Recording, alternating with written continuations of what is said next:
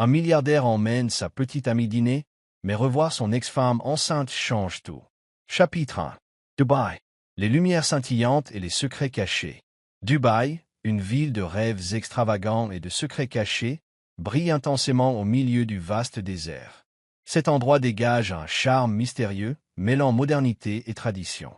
Des gratte-ciels vertigineux atteignent le ciel, tandis qu'en contrebas réside le rythme incessant de la vie menée par des individus prospères. Leonardo Viry, le PDG accompli de Viry Capital, sorti de sa Rolls-Royce fantôme noire et élégante, ajustant sa cravate et affichant l'attitude confiante qui le caractérisait. Ce soir-là, lui et sa nouvelle petite amie, Alessandra, dînaient à Al Sultan, un restaurant moyen-oriental renommé situé au 70e étage d'un hôtel luxueux fréquenté par l'élite la plus riche de Dubaï. Alessandra, mannequin international, était éblouissante dans une robe de soirée noire scintillante, tenant le bras de Leonardo alors qu'ils entraient dans le restaurant. L'intérieur était baigné d'une chaude lumière dorée provenant de lustres en cristal, avec la mélodie apaisante d'un oud jouant doucement dans un coin lointain. Les tables étaient positionnées près de grandes baies vitrées, offrant une vue à couper le souffle sur la ligne d'horizon scintillante de Dubaï sous les lumières nocturnes. Tout semblait parfait, exactement comme Leonardo imaginait toujours sa vie, méticuleusement arrangée. Mais alors que ses yeux balayaient la salle, une silhouette familière apparut, le faisant se figer sur place. Assise dans un coin isolé du restaurant se trouvait Amara Rossi, son ex-femme. Leonardo n'était pas seulement attiré par la présence inattendue d'Amara, la femme qu'il n'avait pas vue depuis leur divorce discret à un an auparavant, mais aussi par autre chose. Amara, dans une simple robe bleu pâle, était indéniablement enceinte. Son ventre arrondi visible faisait une déclaration silencieuse mais indéniable. Elle avait commencé une nouvelle vie. Il resta immobile, sa rationalité, froide habituelle s'évanouissant momentanément. Alessandra tira doucement son bras, le ramenant à la réalité. « Leonardo, ça va ?» demanda-t-elle, ses yeux reflétant un mélange de curiosité et d'inquiétude. Leonardo força un sourire, secouant la tête comme pour la rassurer, mais son regard resta fixé sur Amara. Elle ne le regarda pas, gardant son attention sur le menu devant elle, pourtant son attitude calme le troubla encore plus. Pourquoi était-elle ici à Dubaï, un endroit où il ne s'attendait jamais à la voir? Et l'enfant qu'elle portait, de qui était-il? Tandis qu'Alessandra discutait avec enthousiasme des plans pour l'événement de vente aux enchères d'art de demain, Leonardo sentit son esprit emporté dans un tourbillon de questions et de souvenirs du passé. Il ne pouvait détacher ses yeux d'Amara, la femme qui avait autrefois été son monde entier, et maintenant elle semblait appartenir à un monde qu'il ne pouvait plus atteindre. Ce soir, sous les lumières éblouissantes de Dubaï, le destin avait orchestré un moment pour que Leonardo affronte la femme qu'il avait perdue et la vérité qui pourrait changer sa vie à jamais. Bienvenue à l'histoire d'aujourd'hui. N'oubliez pas de suivre notre chaîne pour vous assurer de ne manquer aucune histoire significative chaque jour. Laissez un commentaire ci-dessous et partagez d'où vous suivez cette histoire. Qui sait, vous pourriez entrer en contact avec d'autres amoureux des histoires du monde entier. Chapitre 2. La rencontre fatidique. Leonardo essaya de se concentrer sur sa conversation avec Alessandra, mais ses mots semblaient de faibles échos dans son esprit. Ses pensées étaient entièrement consumées par l'image d'Amara. Elle semblait si différente des souvenirs qu'il gardait encore d'elle, rayonnant maintenant d'une maturité et d'une résilience indéniables. Pourtant, ses yeux portaient toujours cette même tristesse dont il se souvenait, une tristesse qui lui donnait l'impression d'avoir perdu quelque chose de précieux qu'il ne pourrait jamais retrouver. Finalement, Amara leva les yeux. Pendant un instant fugace, leurs regards se croisèrent et le temps sembla s'arrêter. Leonardo ne put détacher son regard d'elle, mais Amara était différente. Elle resta calme, si calme que cela lui donna l'impression de regarder une étrangère. Lentement, elle baissa le regard, le laissant glisser sur lui comme s'il n'existait pas. Leonardo ne put le supporter. Il se leva brusquement de sa chaise, surprenant Alessandra. « J'ai besoin de prendre l'air », dit-il rapidement avant de quitter la table. Il traversa rapidement le restaurant, ignorant les regards curieux des autres convives. Amara, remarquant Leonardo approcher, laissa échapper un léger soupir, posant légèrement son verre d'eau sur la table. Elle savait que cette confrontation était inévitable. « Amara », Leonardo l'appela par son nom, sa voix basse mais tendue alors qu'il s'arrêtait devant sa table, la regardant droit dans les yeux. Amara leva les yeux, son expression vide. Leonardo, répondit-elle, son ton poli mais distant. Que fais-tu ici? Demanda-t-il, ses yeux jetant un rapide coup d'œil à son ventre arrondi. Et le bébé? Sa voix s'éteignit, incapable de terminer sa phrase. Amara esquissa un léger sourire, dénué de toute chaleur. Je ne pense pas que cela te concerne encore, répondit-elle, son regard fixe et inébranlable. Leonardo sentit une vague de colère monter en lui.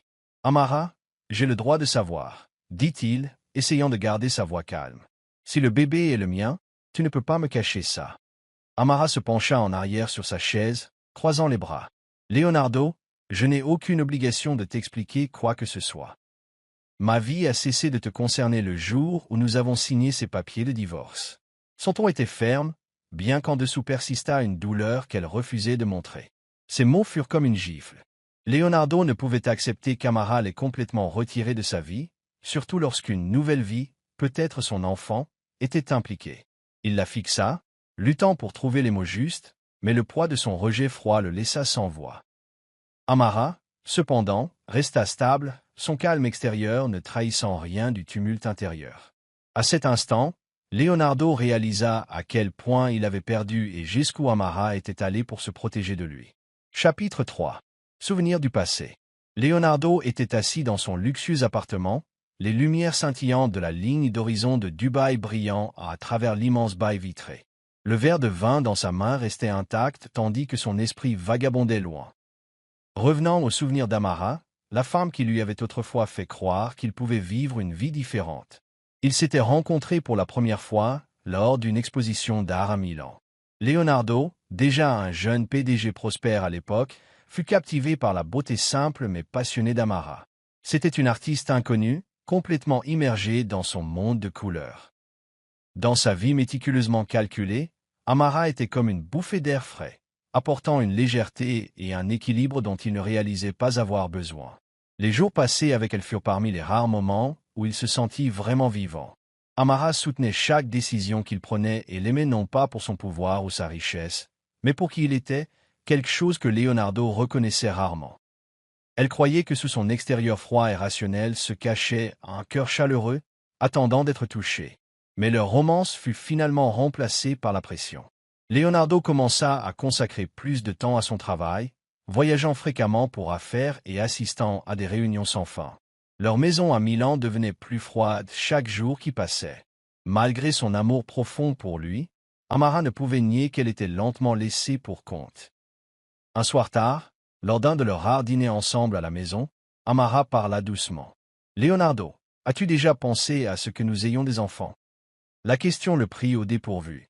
Il s'arrêta en plein mouvement, la regardant avec une expression d'incrédulité. « Amara, tu sais à quel point mon travail est exigeant. Je n'ai pas le temps pour ce genre de choses, répondit-il, sa voix teintée d'irritation. Ce genre de choses, répéta Amara, un triste sourire jouant sur ses lèvres. Tu veux dire une famille, des enfants, une vraie vie. Leonardo, Franca, les sourcils. Ce n'est pas le bon moment. Nous sommes au sommet de nos carrières et avoir un enfant gâcherait tout. Ces mots frappèrent Amara comme un poignard dans le cœur. Elle n'argumenta pas davantage, se retirant seulement dans le silence. Mais à partir de cette nuit-là, la distance entre eux grandit. Amara réalisa qu'elle ne pouvait plus rester avec un homme qui ne valorisait pas ses rêves d'avoir une famille, d'élever un enfant. Leur mariage prit fin discrètement. Il n'y eut pas de dispute bruyante ni d'accusation. Amara partit simplement, emportant sa douleur et sa détermination à se redécouvrir. Leonardo, avec sa manière froide et logique habituelle, se convainquit qu'il avait fait le bon choix, que le travail et le succès étaient tout ce qui comptait vraiment.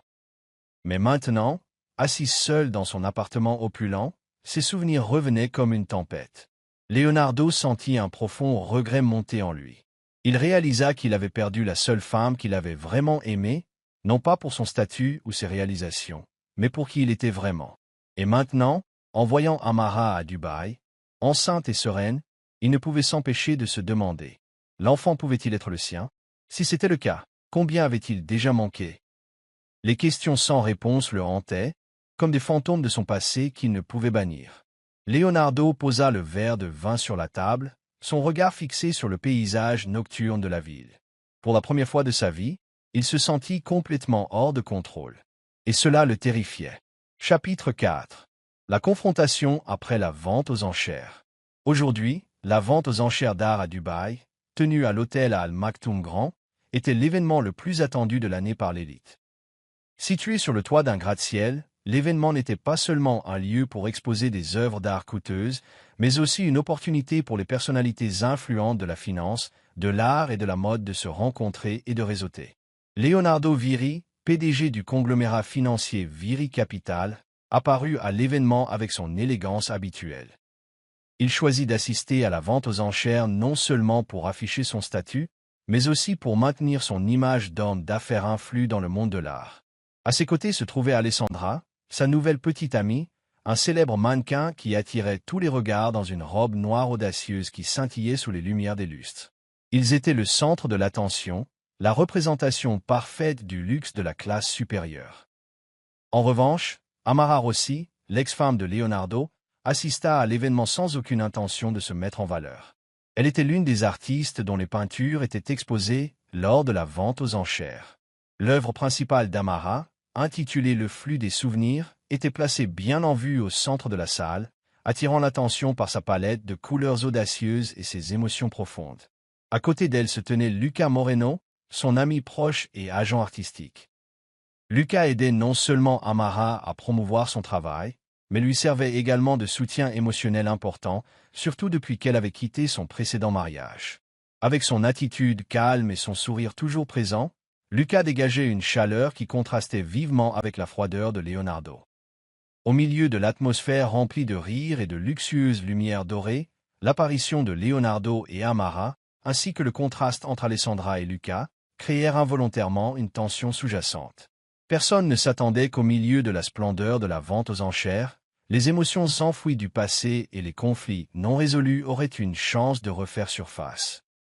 Alors que la vente aux enchères se terminait, Leonardo marcha rapidement dans le couloir spacieux de l'hôtel, des lumières dorées et chaudes illuminant son chemin. Devant, Amara partait avec une attitude calme, mais il savait qu'elle était consciente de sa présence. « Amara » appela-t-il, sa voix tranchant le silence. Amara s'arrêta, se retourna, ses yeux froids mais stables. « Leonardo, que veux-tu » Il s'approcha d'elle, son regard fixé intensément sur son ventre qui s'arrondissait. « Nous devons parler. » Le bébé. Il marqua une pause, cherchant les mots justes. « Amara, j'ai le droit de savoir. Est-il de moi » Amara haussa légèrement un sourcil comme si sa question était totalement ridicule. Elle croisa les bras, le regardant avec une expression vide. « Leonardo, le bébé n'a rien à voir avec toi » dit-elle fermement. Ces mots furent comme une douche froide directement sur le visage de Leonardo. « Amara, tu ne peux pas dire ça. » Il essaya de garder sa voix calme, mais la tension dans ses yeux était indéniable. « Si le bébé est le mien, tu n'as pas le droit de me le cacher. » Amara laissa échapper un rire sec et froid. « Leonardo, penses-tu que tout dans cette vie tourne autour de toi, que tu as le droit d'intervenir quand tu veux et d'exiger des réponses? Ne fais pas ça, Amara, dit-il, faisant un autre pas vers elle. S'il est de moi, j'ai besoin de savoir. J'ai une responsabilité. » Amara plissa les yeux, ses lèvres serrées avant de répondre, chaque mot comme un poignard. « Responsabilité? Tu parles de responsabilité? Quand nous étions ensemble, tu n'as jamais pensé à avoir des enfants, tu considérais même cela comme un fardeau pour ta carrière. Et maintenant tu veux débarquer et parler de responsabilité? Leonardo, il est trop tard. » Leonardo resta silencieux à ces mots. Il savait qu'elle avait raison. Dans le passé, il avait rejeté catégoriquement le désir d'Amara d'avoir des enfants, le jugeant incompatible avec sa vie bien remplie. Mais maintenant, il ne pouvait accepter d'être exclu de quelque chose d'aussi important. « Amara, j'ai eu tort dans le passé, » dit-il, sa voix s'adoucissant, presque suppliante. « Mais ne m'exclus pas de la vie du bébé. Si tu ne peux pas me pardonner, je comprends. Mais ne me refuse pas la chance d'être père. » Amara secoua la tête, son regard inébranlable. « Leonardo, le bébé n'est pas le tien. Et même s'il l'était, tu n'es pas quelqu'un qui peut lui apporter le bonheur. J'ai vu comment tu vis, comment tu mets toujours le travail et toi-même au-dessus de tout.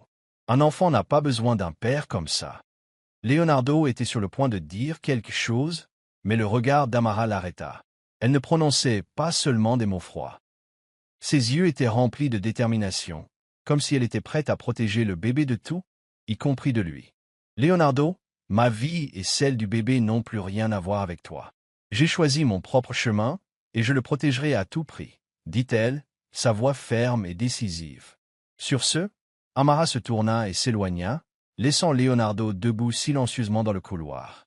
Il se sentit comme emporté par une tempête, où tout ce qu'il essayait de retenir lui échappait. Pour la première fois de sa vie, il se sentit complètement impuissant. La silhouette d'Amara disparut progressivement par la porte, mais ces mots résonnaient encore dans son esprit. Le bébé n'a rien à voir avec toi. Chapitre 5. Leonardo poursuit la vérité. Leonardo ne put dormir cette nuit-là. L'image d'Amara et ses paroles résolues ne cessaient de rejouer dans son esprit. Le bébé n'a rien à voir avec toi. Cette affirmation semblait un poignard transperçant sa fierté en plein cœur. Il ne le croyait pas. Il ne pouvait pas le croire. Assis dans son luxueux appartement, les lumières scintillantes de la ligne d'horizon de Dubaï brillant à travers les baies vitrées, Leonardo serra les poings. Amara n'était pas du genre à mentir facilement, mais sa détermination et son attitude distante le faisaient se sentir complètement exclu de sa vie et de l'enfant. Il devait connaître la vérité. Le lendemain matin, Leonardo appela un détective privé de confiance, quelqu'un avec qui il avait déjà travaillé pour gérer des affaires complexes. « J'ai besoin que vous enquêtiez sur quelqu'un, » dit-il, sa voix froide mais ferme. Le détective ne mit pas longtemps. En quelques jours, Leonardo reçut un rapport détaillé sur Amara. Le rapport révéla qu'après avoir quitté leur mariage, Amara avait vécu discrètement. Elle avait déménagé à Dubaï, recommençant sa vie avec du travail en freelance et se concentrant sur sa carrière artistique. Mais ce qui laissa Leonardo sans voix fut la découverte d'une série de visites qu'Amara avait faites dans une clinique de gynécologie peu après leur divorce. Elle avait vu un spécialiste en santé reproductive. Elle avait même suivi des traitements de fertilité, quelque chose dont Leonardo n'avait jamais eu connaissance, quelque chose qu'il n'avait même pas imaginé. Leonardo resta figé devant son ordinateur, la lueur de l'écran illuminant son visage tendu. Il relut chaque ligne du rapport, chaque mot pesant lourdement sur sa poitrine. Amara avait voulu des enfants. Elle ne les voulait pas seulement. Elle avait activement essayé de les avoir, même lorsque leur mariage était au bord de l'effondrement. Et lui, l'homme qui avait rejeté l'idée d'enfant comme irréaliste, avait complètement ignoré son désir le plus profond. Une vague de colère submergea Leonardo. Mais cette fois, elle n'était pas dirigée contre Amara. Elle visait lui-même. Comment avait-il pu être si aveugle au point de manquer ce dont elle avait besoin? Comment avait-il pu laisser son travail et son arrogance tout consumeur, laissant la femme qu'il aimait se débrouiller seule dans sa quête de bonheur ailleurs? Mais à côté de la colère, il y avait un profond sentiment de douleur. Leonardo n'avait jamais considéré qu'Amara ait pu se sentir si seule, si abandonnée, qu'elle ait dû se battre pour son rêve entièrement seule, sans sa présence ni son soutien. Il réalisa que pendant qu'elle avait toujours essayé d'être à ses côtés et de l'aimer, il avait complètement échoué à lui rendre l'appareil. Leonardo tenait un verre de vin à la main, mais il ne le buvait pas. Ses yeux restaient fixés sur la nuit derrière la fenêtre, où les gratte-ciels de Dubaï scintillaient contre l'obscurité. Maintenant, la seule question dans son esprit n'était plus de savoir si le bébé était le sien. C'était plutôt, si l'enfant était le sien, que ferait-il pour réparer ses erreurs passées? Et si ce n'était pas le cas, comment pourrait-il protéger Amara, la femme qu'il avait abandonnée, de la douleur qu'il avait involontairement causée? Il posa le verre sur la table, son regard empreint d'une détermination d'acier. « Je ne la perdrai plus », murmura-t-il pour lui-même, se fixant pour la première fois de sa vie un objectif non pas pour le travail ou le succès, mais pour la personne qu'il aimait et la personne qui pourrait changer sa vie à jamais. Chapitre 6. Une crise inattendue. Une pluie torrentielle s'abattit sur Dubaï, des éclairs déchirant le ciel, créant une scène à la fois majestueuse et terrifiante. Au milieu du bruit de la pluie battante et des vents rugissants, Amara travaillait tard dans son atelier d'art. Des peintures inachevées gisaient éparpillées, le petit espace pourtant confortable rempli de l'odeur de peinture à l'huile et de toile. Elle s'assit, frottant doucement son ventre alors qu'une légère douleur la traversait. Quelques instants plus tard, la douleur s'intensifia, venant par vagues incessantes. Amara essaya de se lever mais s'effondra sur le sol, s'agrippant fermement au bord de sa table de travail. Tremblante, elle attrapa son téléphone. Mais alors qu'elle composait le numéro de son agent, la seule personne qui l'aidait toujours dans les situations difficiles, elle reçut une nouvelle décevante. Il était à l'étranger et ne pouvait pas la rejoindre à temps. La panique l'envahit alors que la douleur devenait insupportable. Elle savait que quelque chose n'allait pas. De l'autre côté de la ville, Leonardo était assis dans une salle de conférence d'un hôtel luxueux. Face à lui se trouvaient des partenaires commerciaux de haut niveau, la phase finale d'un accord crucial en cours. Mais juste au moment où la réunion approchait de son apogée, son téléphone vibra. Leonardo jeta un coup d'œil à l'écran. C'était l'agent d'Amara. Une lueur de surprise traversa son visage, mais il répondit rapidement, son expression s'assombrissant en entendant la voix affolée à l'autre bout. « Leonardo, Amara est en danger. Elle souffre terriblement et ne peut pas se rendre à l'hôpital. Je ne suis pas à Dubaï en ce moment, et tu es la seule personne que je peux appeler. S'il te plaît, aide-la. » Ces mots frappèrent Leonardo comme un éclair. Sans réfléchir une seconde, il se leva brusquement, interrompant la discussion dans la pièce. « J'ai dois partir. Annuler toutes les réunions restantes, déclara-t-il. Laissant derrière lui une salle pleine de visages stupéfaits, il sortit rapidement de l'hôtel. Ses pas étaient pressés, mais son esprit consumé par l'inquiétude. Leonardo fila à travers la pluie torrentielle, les gouttes martelant le pare-brise de son Range Rover alors qu'il naviguait sur les routes glissantes. Ses pensées ne se concentraient que sur une chose, Amara. Quand il arriva à son atelier, Leonardo sortit de la voiture, ignorant l'averse qui le trempait, et se précipita à l'intérieur. Il trouva Amara par terre, serrant son ventre, son visage pâle et tordu de douleur. « Amara !» Leonardo tomba à genoux à côté d'elle, ses yeux remplis d'alarme. « Ça va? Je t'emmène à l'hôpital tout de suite. » Amara ne pouvait pas parler, hochant seulement faiblement la tête, sa respiration laborieuse et superficielle. Sans hésitation, Leonardo la prit dans ses bras, sentant sa fragilité et son impuissance contre lui. « Accroche-toi à moi, » dit-il, sa voix stable mais portant une peur qu'il n'avait jamais ressentie auparavant.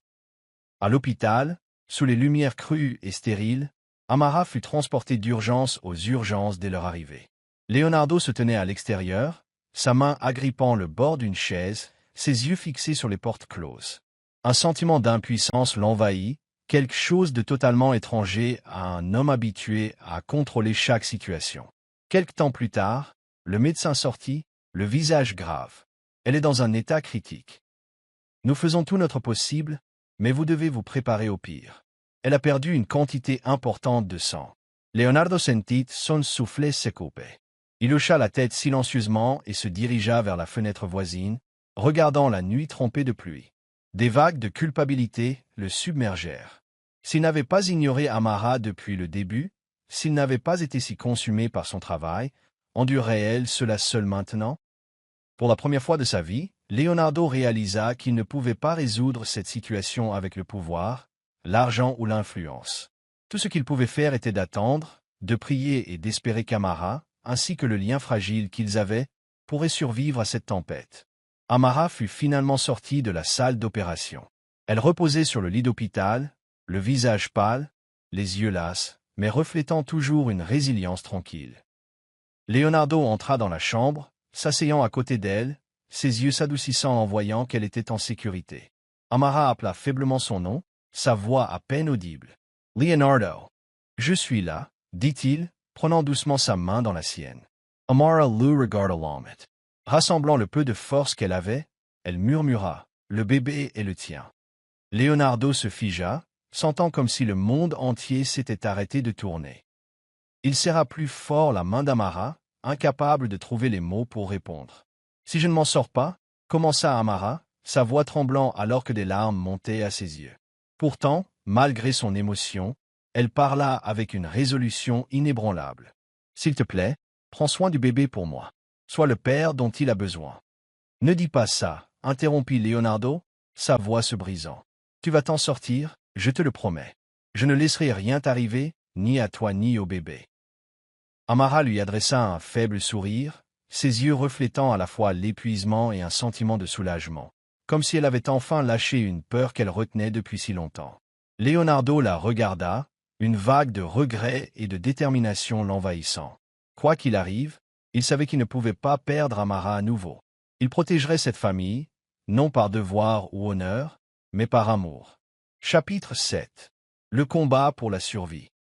Amara fut transféré à l'unité de soins intensifs, le bip régulier des équipements médicaux, un rythme fragile entre la vie et la mort.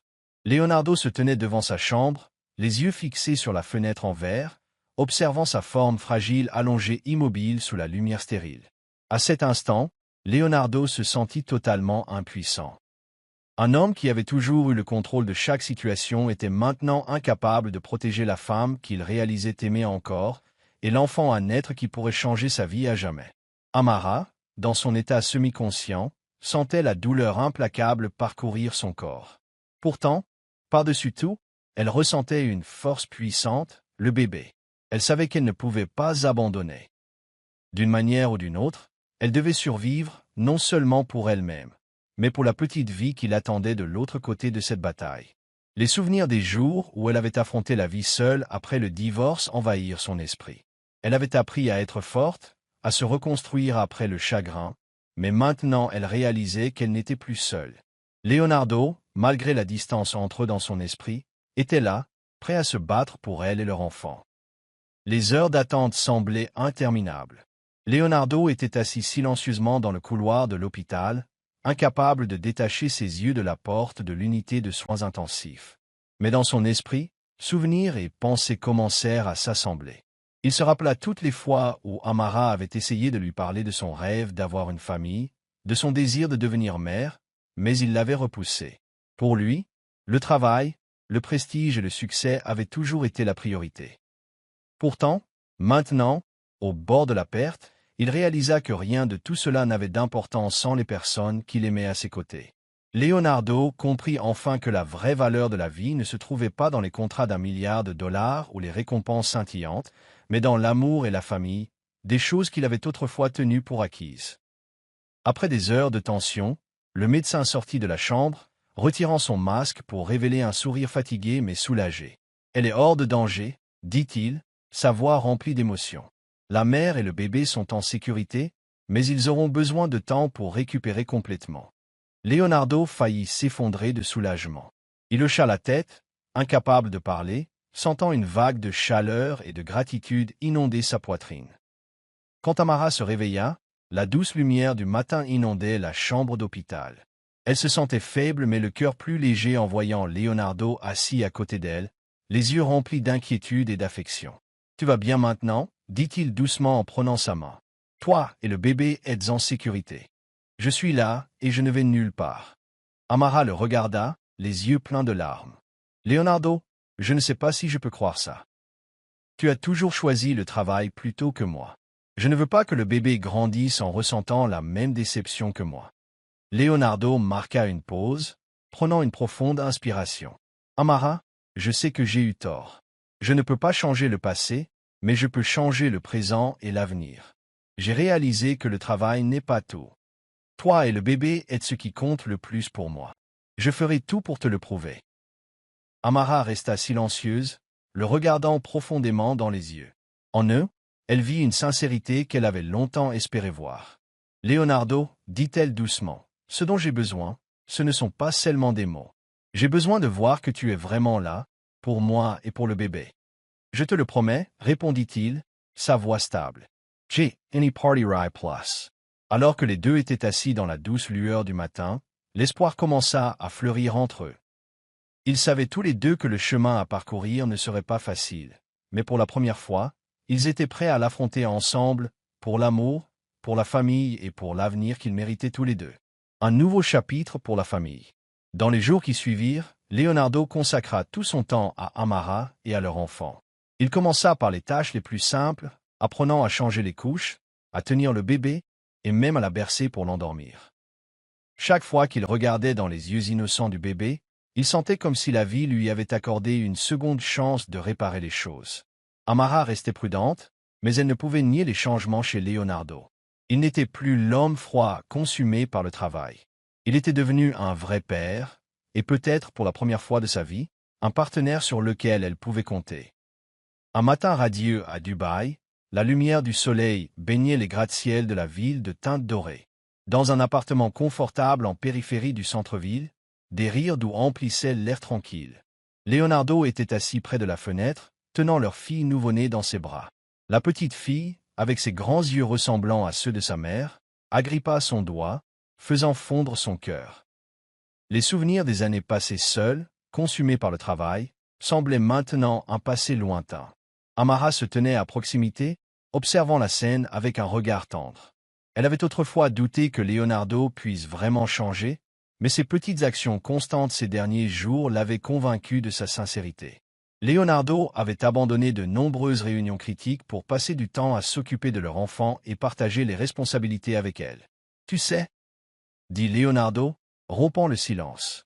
Il regarda directement Amara, sa voix chaude et sincère. « J'ai passé tellement de temps à courir après les mauvaises choses, mais je ne veux plus perdre une seconde.